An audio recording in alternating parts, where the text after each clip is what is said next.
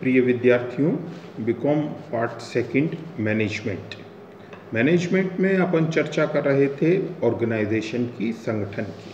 तो संगठन के प्रकारों के बारे में अपन पढ़ रहे थे। तो संगठन के प्रकारों में अपन ने एक प्रकार जो है लाइन ऑर्गेनाइजेशन का यानी रेखा संगठन का देखा था, और दूसरा प्रकार जो है वो रेखा और कर्मचारी यानी लाइन एंड स्टाफ ऑर्गेनाइजेशन का अपन ने देखा था। देखिए, लाइन ऑर्गेनाइजेशन में ही थोड़ा सा यदि अपन एडिशन कर देते हैं, उसी का थोड़ा सा विस्तार अपन कर देते हैं, तो वो लाइन एंड स्टाफ ऑर्गेनाइजेशन बन जाता है। लाइन ऑर्गेनाइजेशन में यदि हम कुछ विशेषज्ञों की नियुक्ति कर देते हैं, क्योंकि लाइन ऑर्गेनाइजेशन में अपन ने देखा कि इसका सबसे बड़ा दोष यही होता है कि इसमें जो शीर्ष अधिकारी होते हैं, शीर्ष स्तर के जो प्रबंधक होते हैं, वो ओवरबर्डन्ड होते हैं, यानी उन पर कार्यभार बहुत ज़्यादा होता है, उनका दायित्व बहुत ज़्यादा होता है, और वो सभी क्षेत्र के विशेषज्ञ नहीं हो सकते हैं। वो हो सकता है कि एक या दो फील्ड में अपनी मास्टरी रखते हों, अपनी विशेषज्ञता रखते हों, लेकिन हर क्षेत्र के वो विशेषज्ञ नहीं हो सकते हैं, ये जाहिर सी बात है। तो इसलिए उनको सपोर्ट करने के लिए, उनकी सहायता करने के लिए या उनको परामर्श देने के लिए हम उसमें कुछ विशेषज्ञ यानी एक्सपर्ट्स और नियुक्त कर देते हैं, और इसी से जब हमने विशेषज्ञ नियुक्त किए तो उसी से लाइन एंड स्टाफ ऑर्गेनाइजेशन जो है उसका निर्माण होता है। यानी लाइन ऑर्गेनाइजेशन में यदि आप विशेषज्ञों की नियुक्ति कर दें, परामर्शदाता की नियुक्ति कर दें, तो उसे ही लाइन एंड स्टाफ यानी रेखा और कर्मचारी संगठन कहा जाता है। इसमें ये जो परामर्शदाता आपने नियुक्त किए, ये इनको हम कर्मचारी की संज्ञा देते हैं, यानी रेखा और कर्मचारी। तो कर्मचारी का मतलब यही है कि जो विशेषज्ञ आपने परामर्श देने की दृष्टि से नियुक्त किए हैं, वो ही कर्मचारी के नाम से जाने जाते हैं। इसीलिए ये संगठन जो है वो रेखा और कर्मचारी संगठन कहलाता है। ये जो कर्मचारी हैं यानी ये जो विशेषज्ञ होते हैं, इनका काम मुख्य रूप से जो है वो सलाह देने का होता है, परामर्श देने का होता है। क्यों? क्योंकि ये अपने विषय के एक्सपर्ट हैं, विशेषज्ञ हैं। तो ये एक तरह से जो रेखा अधिकारी है उसको सपोर्ट करते हैं, उसकी सहायता करते हैं, उसकी डिसीजन मेकिंग को आसान बनाते हैं, प्रभावी बनाते हैं। अब एक चीज और यहाँ आप समझ लीजिए कि देखिए, इनको सिर्फ परामर्श देने का अधिकार होता है। इनकी परामर्श को मानना या न मानना या किस सीमा तक मानना, ये रेखा अधिकारी का ही अधिकार है कि वो किस सीमा तक या इनकी परामर्श को स्वीकार भी करता है या नहीं करता है। क्योंकि देखिए, अल्टीमेटली रिस्पॉन्सिबिलिटी जो है वो रेखा अधिकारी की ही है। तो यदि उसे सही लगता है तो वो परामर्श को स्वीकार करता है, अन्यथा वो स्वीकार करने से मना कर सकता है, क्योंकि लागू उसे ही करना है किसी निर्णय को। अपने उच्च अधिकारियों को जवाब उसे ही देना होता है। ये जो कर्मचारी हैं, जो एक्सपर्ट्स हैं, विशेषज्ञ हैं, इनकी कोई वैसे आप देखें तो जिम्मेदारी नहीं बनती है संगठन में, ये सिर्फ परामर्शदाता के रूप में काम करते हैं। तो देखिए, यहीं से फिर जो है दोनों में एक संघर्ष उत्पन्न होने लगता है। संघर्ष किस रूप में उत्पन्न होने लगता है कि एक और तो रेखा अधिकारी है जो ऑर्गेनाइजेशन का एक अहम हिस्सा है, एक भाग है, और दूसरी ओर कर्मचारी हैं यानी जो विशेषज्ञ हैं, परामर्शदाता हैं। दोनों का दृष्टिकोण जो है वो एक दूसरे से भिन्न होने के कारण दोनों में एक संघर्ष की स्थिति उत्पन्न होने लगती है। यदि हम रेखा अधिकारियों के पॉइंट ऑफ व्यू से बात करें या उनके दृष्टिकोण से अगर अपन बात करें, तो देखिए, जो रेखा अधिकारी हैं वो सामान्यतः ये शिकायत करते हैं या ये अपनी पीड़ा व्यक्त करते हैं कि साहब, ये जो कर्मचारी अधिकारी नियुक्त किए हैं हमने परामर्श देने के लिए, ये अधिकारों को ग्रहण करने की प्रवृत्ति रखते हैं। यानी ज़्यादा से ज़्यादा अधिकार ये चाहते हैं, चाहे वो उनसे रिलेटेड है या नहीं है, वो अधिकारों को अपने पास केंद्रित करने की या उनको हथियाने की प्रवृत्ति रखते हैं। जबकि रेखा अधिकारियों का ये कहना है कि उनके जो विषय से संबंधित अधिकार हैं हम उनको प्रदान करते हैं।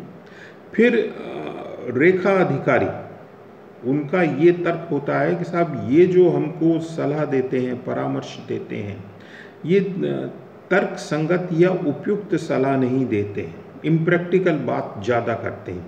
क्यों? क्योंकि इनको इम्प्लीमेंट तो करना नहीं है, कोई निर्णय को लागू तो नहीं करना है, लागू तो हमको करना है। असल में जो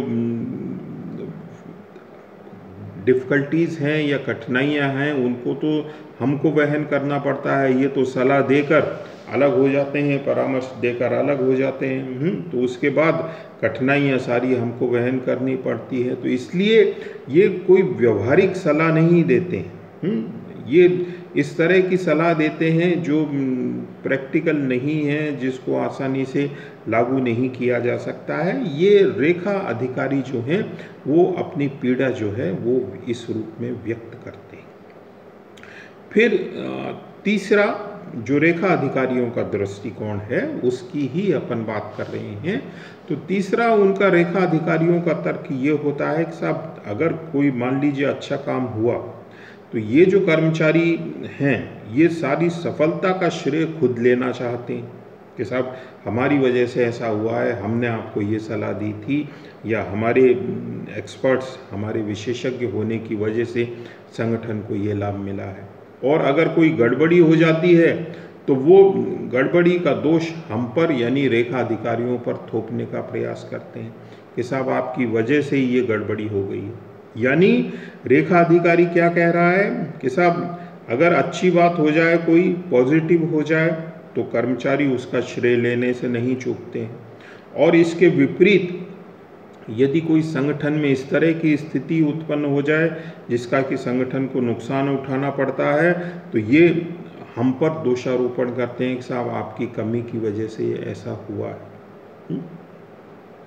फिर रेखा अधिकारी जो हैं वो ये कहते हैं कि साहब ये जो कर्मचारी हैं ये बहुत सी चीज़ें हमसे सीक्रेट रखते हैं, छिपा लेते हैं, हमको पूरी बात बताते नहीं। यानी कर्मचारी का काम जो है वो सलाह देने का है, लेकिन उस सलाह के पीछे जो महत्वपूर्ण पहलू है, पक्ष है, या जो बहुत क्रूशल इन्फॉर्मेशन है, ये हमको नहीं देते हैं, हमको आधी अधूरी जानकारी देते हैं। आधी अधूरी जानकारी का असर या प्रभाव ये पड़ता है कि हम डिसीजन को अच्छी तरह से लागू नहीं कर पाते। फिर रेखा अधिकारियों का ये कहना है कि ये जो कर्मचारी हैं, नो डाउट ये अपने क्षेत्र के विशेषज्ञ हैं, अपने फील्ड के ये मास्टर हैं और अपने फील्ड में इनकी जानकारी हमसे ज़्यादा है, लेकिन उसके बावजूद ये जो है ये अव्यवहारिक होते हैं। इनमें जो है मात्र शैक्षणिक योग्यता होती है। शैक्षणिक योग्यता बहुत अधिक होने की वजह से क्या है कि इनका जो सोचने समझने का दायरा है वो बहुत सीमित हो जाता है। यानी उनको एक ही एक लाइन में दिखता है, उसके अतिरिक्त वो कुछ सोचते नहीं हैं। सैद्धांतिक बातें ज़्यादा करते हैं, व्यवहारिक बातें जो प्रैक्टिकली पॉसिबल हैं वो बातें कम करते हैं। क्यों? क्योंकि इनको चूंकि ज्ञान है, तो क्या सिद्धांत है, क्या नियम है, इसका क्या असर पड़ेगा, ये सिर्फ जो है सिद्धांतों की ही बात करते हैं, व्यवहारिक ये नहीं होते। तो ये तो रेखा कर्मचारी जो है उनका दृष्टिकोण होता है। अब यदि इसके विपरीत अपन कर्मचारी दृष्टिकोण की बात करें, कर्मचारी दृष्टिकोण से मतलब है कि जो एक्सपर्ट्स हैं, विशेषज्ञ हैं, वो भी रेखा अधिकारियों के प्रति अपना कुछ दृष्टिकोण रखते हैं। तो कर्मचारी यानी जो एक्सपर्ट्स हैं उनकी राय में रेखा अधिकारी जो हैं वो सब परामर्श का लाभ ही नहीं लेना चाहते हैं। यानी वो हम एक्सपर्ट्स हैं, हम विशेषज्ञ हैं, हम सलाह भी देते हैं, लेकिन उनकी हमारी सलाह में कोई विशेष रुचि नहीं होती है। क्यों? क्योंकि वो तो जिस तरीके से काम कर रहे हैं उसी तरह से कार्य करना जो है वो पसंद करते हैं। रेखा अधिकारी जो हैं यानी कर्मचारियों का दृष्टिकोण ये कह रहा है कि रेखा अधिकारी जो हैं वो नए विचारों का प्रतिरोध करते हैं, यानी उसको आसानी से स्वीकार नहीं करते। यानी जो चीज़ें चली आ रही हैं, जो पहले से हो रहा है, आप उसी के आधार पर कार्य करना पसंद करते हैं, उसमें कोई परिवर्तन या हेरफेर आप नहीं चाहते। जबकि जो एक्सपर्ट्स हैं वो ये कह रहे हैं कि साहब हम उनको अच्छी राय दे रहे हैं, अच्छे सुझाव दे रहे हैं, लेकिन उसके बावजूद जो हैं वो इस तरह का व्यवहार रखते हैं कि उनकी परिवर्तन में कोई विशेष खास रुचि नहीं होती है। फिर जो कर्मचारी वर्ग है, कर्मचारी से मतलब है एक्सपर्ट वर्ग है, वो ये कहता है कि साहब ये हमको पर्याप्त अधिकार ही प्रदान नहीं करते हैं।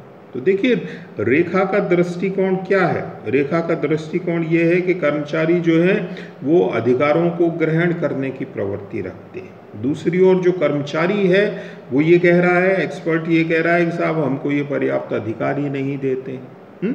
तो दोनों का दृष्टिकोण अधिकारों के प्रति, दोनों ही अधिकार अपने पास रखने की प्रवृत्ति रखते हैं। एक कह रहा है कि ये अधिकार नहीं दे रहा है, दूसरा कह रहा है कि साहब ये सारे अधिकार अपने पास रखना चाहते हैं।